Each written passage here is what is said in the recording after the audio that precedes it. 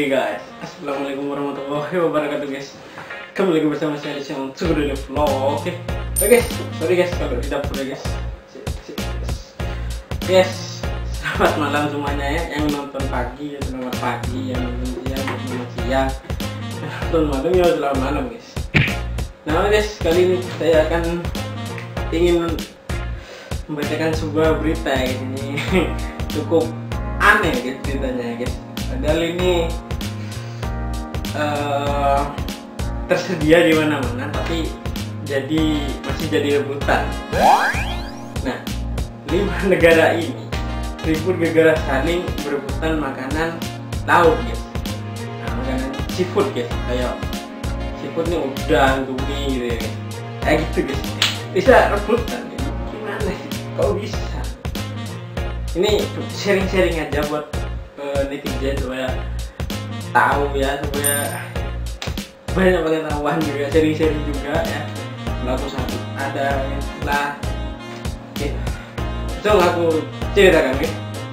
Tak hanya masalah politik saja, seringkali banyak negara yang terlibat konflik gara rebutan makanan. Nah, salah satunya adalah rebutan seafood guys. Selain rebutan asal-usul makanan seperti kimchi yang direbutkan oleh negara Cina dan Korea Selatan, jadi kimchi ini juga disebut gitu. Oh, disebut juga. Kok jadi rebutan juga guys. Sampai rendang yang masih jadi rebutan negara Indonesia dan Malaysia. Ada juga negara yang terlibat konflik karena rebutan seafood guys, atau makanan laut. Selama puluhan tahun terakhir tercatat banyak konflik dua negara yang disebabkan oleh seafood. Mulai dari Brasil yang berebut lobster dengan Prancis di awal tahun 1960, dan tak ketinggalan Vietnam yang terlibat konflik dengan Texas setelah rebutan udang di tahun 1979. Wah, jatuh ya guys, Vietnam sama Texas. Amerika guys. Wah, keren nih guys. Ini guys yang pertama guys. Rebutan seafood ikan turbot guys. Ikan turbot nih, aku kurang tahu gambarnya, nanti tak taruh di samping sini.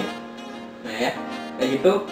Ikan turbot merupakan ikan pipih di perairan dangkal yang biasa ditemukan di Amerika. Ikan ini memiliki harga fantastis dan sering disajikan di restoran mewah. Di tahun 1995, ikan turbot pernah memicu konflik antara negara Kanada dan Spanyol. Semuanya berawal dari salah satu kapal milik Spanyol yang tengah mengambil ikan turbot di perairan internasional guys. Perbatasan mungkin ya. Namun Kanada menuduh bahwa Spanyol mengambil ikan turbot melebihi kuota yang telah disepakati. Akhirnya pemerintah Kanada memotong-motong jaring ikan milik kapal Spanyol dan Portugal, yang menyebabkan konflik dari dua negara tersebut guys. Untungnya konflik ini selesai setelah Kanada dan Spanyol membuat kesepakatan baru. Salah satunya adalah membuat aturan pengambilan ikan sampai meningkatkan kuota ikan turbot untuk negara Spanyol guys. Yang kedua ini guys adalah ini makanan kesukaanku nih guys, udang guys. Udang. Pada tahun 1979, tepatnya setelah perang Vietnam berakhir, beberapa pengungsi dari Asia Tenggara pindah ke Galveston di Bay di Texas dan bekerja di kapal pencari udang di sana. Tingginya pengungsi yang bekerja di kapal udang membuat para nelayan lokal menjadi geram dan mulai berkompetisi untuk mencari udang sebanyak-banyaknya di Galveston Bay. Konflik ini berakhir ricuh dan anarkis setelah beberapa perkelahian antara pengungsi dan warga lokal terjadi. Bahkan warga lokal sempat menembak beberapa kapal udang milik orang Vietnam. Bahkan konflik ini sempat diangkat menjadi film populer di tahun 1985. Sampai warga ini bisa tengkar, warga lokalnya bisa tengkar.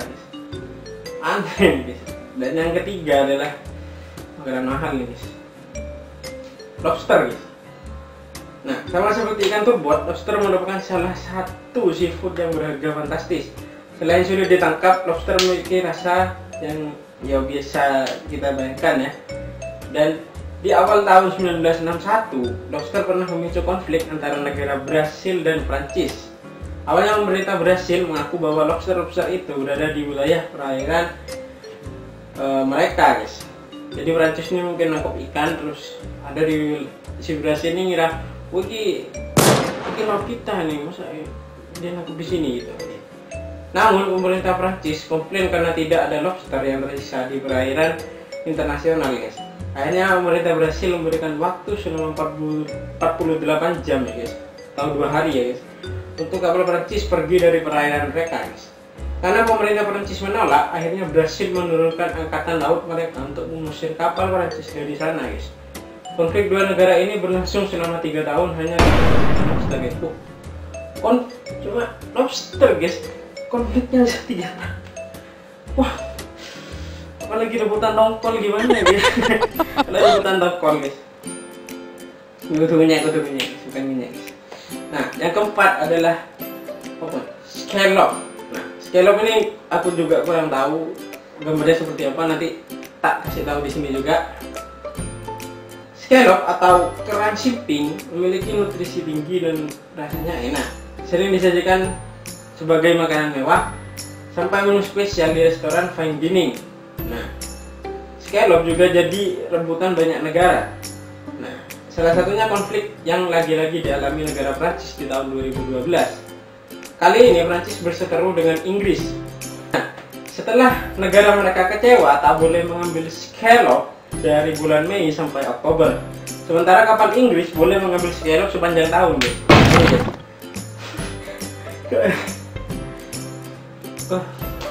Akhirnya beberapa nelayan Prancis mulai melempari jaring kapal Inggris dengan batu guys.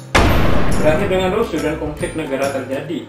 Tak hanya di tahun 2012, bahkan di tahun 2018 sampai 2020 masih banyak nelayan Inggris dan Prancis yang berkelahi di lautan untuk rebutan scallop.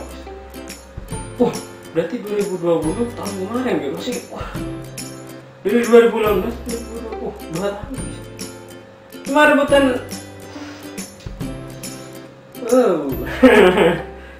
Dia kalau negara kalau rebutan tongkol ya bu. Rebutan tongkol di laut mana? Yang kelima ya guys, yang terakhir ini adalah perairan Filipina. Pada tahun 2013 lalu sempat terjadi penembakan pada kapal ikan milik Taiwan guys, yang masuk tanpa izin ke perairan Filipina. Kejadian ini dikenal dengan Anam Guang Dashing nomor 28. Nah, saat itu salah satu penjaga perbatasan melihat adanya kapal nelayan dari Taiwan yang masuk ke perairan Filipina. Tanpa tunggu lama, mereka langsung menembaki kapal itu sebanyak 45 kali guys. Membuat nelayan di dalamnya bernama Ho Si Cheng berusia 65 tahun meninggal di tempat. Karena kejadian ini, hubungan antara negara Filipina dan Taiwan memanas. Banyak warga Taiwan yang tak terima dengan aksi sepihak tersebut. Dan di tahun 2019 ada 7 penjaga perbatasan yang dihukum karena kejadian tersebut.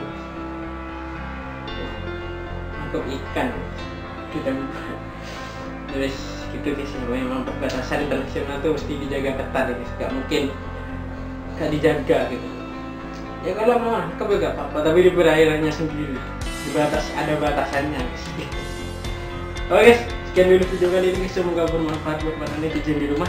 Jangan lupa saksikan video-video selanjutnya yang lebih menarik lagi. Saya Teguh dari Vlog.